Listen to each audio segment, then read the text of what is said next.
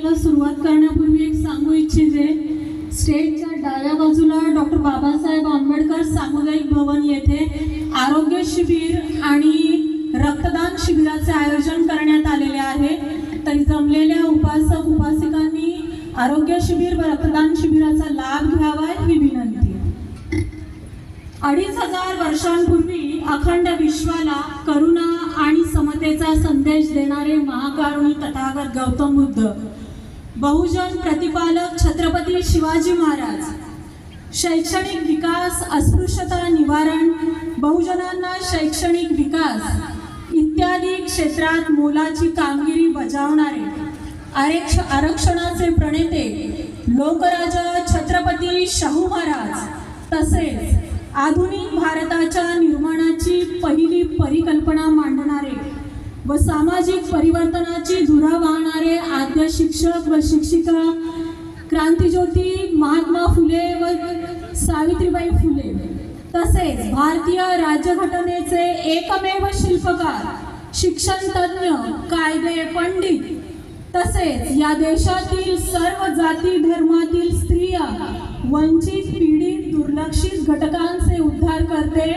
Bodhisattva doctor Babasaheb Ambedkar आणि या देशात प्रबोधनाची बीजे पेरणारे सर्व महापुरुष व महानायिका यांच्या कार्याला आणि विचारांना त्रिवार अभिवादन. येथे जमलेल्या सर्व उपासक उपासिका, आदरणीय भंतेगण, विचारमंचावरील सर्व प्रमुख पाहुणे सर्वांना सस्नेह जय भीम. असं म्हणतात, क्रांती घडवावी तर डॉक्टर बाबासाहेब आंबेडकरांनी आणि शांती मिळवावी तर तथागत गौतम बुद्धांनी. इसवी सन पूर्व 6व्या शतकात तथागतांनी प्रज्ञाशील करुणा या तत्वांची शिकवण देणारा आणि स्वातंत्र्य, समता, बंधुता, करुणा, मैत्री, प्रज्ञा आणि सगळ्यात महत्त्वाचं म्हणजे विज्ञानवादाचा पुरस्कार करणारा बौद्ध धर्माची स्थापना केली. आधुनिक विज्ञान आणि मानवी मूल्यांचे समर्थन करणारा धर्म म्हणून बौद्ध धर्माला जगात एक वेगळी ओळख मिळाली. तथागतांचे विचार, त्यांनी दाखवलेला मार्ग, केलेले उपदेश हे इतके प्रभावी होते की जगाच्या इतिहासातील सर्वात महत्त्वपूर्ण शासकांपैकी एक असणारे सम्राट अशोक म्हणून ओळखले जाणारे दी ग्रेट चक्रवर्ती सम्राट अशोक, की जे त्यांच्या लष्करी विजयांसाठी, त्यांच्या प्रशासकीय सुधारणांसाठी जगज्ञात होते, त्यांनी देखील तथागतांच्या उपदेशांना स्मरून युद्धाला कायमचा पूर्ण विराम दिला आणि बौद्ध धर्माची दीक्षा घेतली. आणि आपल्या सर्वांना माहिती आहे, संपूर्ण साम्राज्यात, भारतीय उपखंडात आपल्या शेवटच्या श्वासापर्यंत सम्राट अशोकाने बौद्ध धर्माच्या प्रचार आणि प्रसारासाठी आपले संपूर्ण जीवन व्यतीत केले.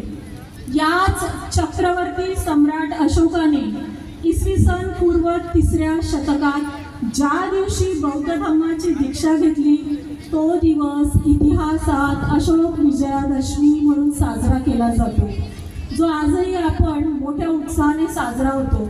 आणि भारतातच नव्हे तर जगभरातल्या अनेक देशात अशोक विजयादशमी हा सण मोठ्या उत्साहाने साजरा केला जातो. 1935 साली डॉक्टर बाबासाहेबांनी नाशिक येथे असताना धर्मांतराची घोषणा केली. घोषणा करण्यामागे काही हेतू होता की शेकडो वर्षांपासून ते तत्कालीन काळापर्यंतचं जे सामाजिक मागासलेपण, सामाजिक वातावरण, अस्पृश्य म्हणून समाजाला जी काही गलिच्छ वागणूक मिळत होती त्यातून आता कुठेतरी बाहेर पडायचं होतं. समाजाला नवी दिशा देणं गरजेचं होतं आणि म्हणून बाबासाहेबांनी धर्मांतराची घोषणा केली.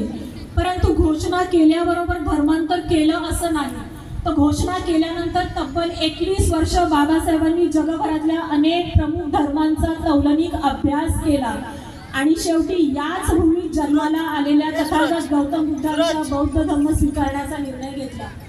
बाबासाहेबांची धर्मांतराची संकल्पना अतिशय स्पष्ट होती की ज्या धर्मात माझ्या समाजाला माणुसकीची वागणूक मिळेल, जो धर्म जाती व्यवस्थेचा पुरस्कार न करता, माणसा माणसात भेदभाव न करता समता, बंधुता आणि न्याय या मूल्यांची जोपासना करेल तो धर्म मी स्वीकारणार.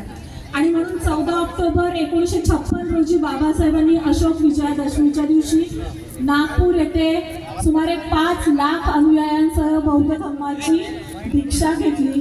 त्या दिवसाला आपण अशोक विजयादशमीला तसेच धम्मचक्र प्रवर्तन दिन असंही म्हणतो.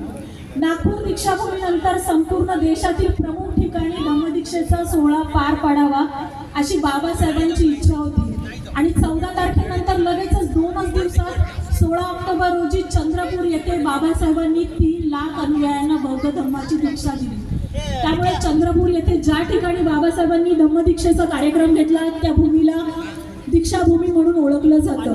चंद्रपूरचा कार्यक्रम आणि नागपूरच्या कार्यक्रमात राजूरच्या काही लोकांचा सहभाग होता. तिथे ते उपस्थित होते.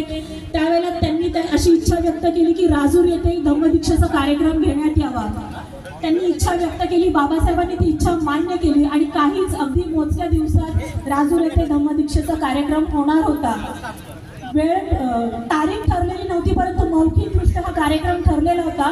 परंतु चंद्रपूरवरून राजूर येथे येण्याआधी बाबासाहेबांची तब्येत खालावली आणि ते चंद्रपूरहून थेट दिल्लीला गेले.